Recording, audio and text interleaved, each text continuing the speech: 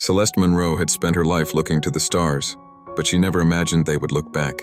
When the Zypherians, an advanced alien race, made contact with Earth, it was both a miracle and a warning. Their sun was dying, and in time, so would theirs and ours. A joint research station was built on Europa, Jupiter's frozen moon, where human and Zypherian scientists would work together to find a solution before both worlds faced extinction. Celeste was among the chosen few, ready to work, not to dream. Then she met Vael, a Zypherian scientist tall and otherworldly, with luminous silver skin and eyes that shimmered like nebulas. Unlike his kind, who viewed emotions as secondary to logic, Vael seemed curious about Earth, about humans, about her. "You do not fear the unknown," he observed one evening as they worked late. Celeste smiled. "It's the only thing worth exploring." Days turned to weeks, and Celeste and Vael became unlikely partners. They argued over theories, challenged each other's logic, and debated the very meaning of survival. But the long nights on Europa brought moments of quiet, of unspoken understanding beneath the alien sky. One evening, as they watched Jupiter's great storm swirl in the distance, Vael finally asked, "Do humans often fall in love with those they cannot have?" Celeste's breath caught. "I suppose we do. We chase the impossible." Vael's gaze lingered on her, unreadable. "So do I." Despite their efforts, time was running out. The data was undeniable. Without an energy transfer between their stars, both planets would die. But there was one solution. A dangerous process that required a Zypherian to act as a conduit, risking their own life to stabilize the energy flow. Vael volunteered before anyone else could.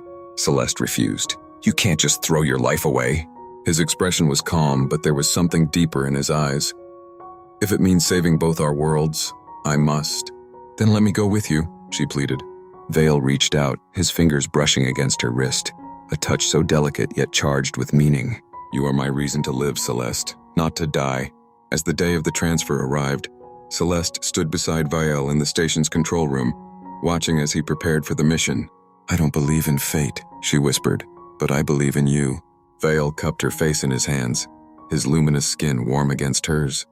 "Then believe in this." He kissed her, a moment suspended between galaxies, between two souls never meant to meet. Then he was gone, stepping into the void. The process was violent. The transfer nearly tore the fabric of space itself, but in the end it worked. The stars stabilized. Life was no longer doomed. But Vael, he was fading. Celeste rushed to his side, refusing to accept it. "Stay with me," she begged, tears blurring the alien sky. Vael's lips curved into a soft smile. "I told you. I chased the impossible." Light surrounded him, and Celeste felt his presence shift, not disappearing but changing. Energy, light, starlight. She looked up, and in the sky, where there had been only darkness, a new star shone. Vael was gone but not lost. Celeste stayed on Europa, leading the next phase of research, ensuring that both worlds thrived.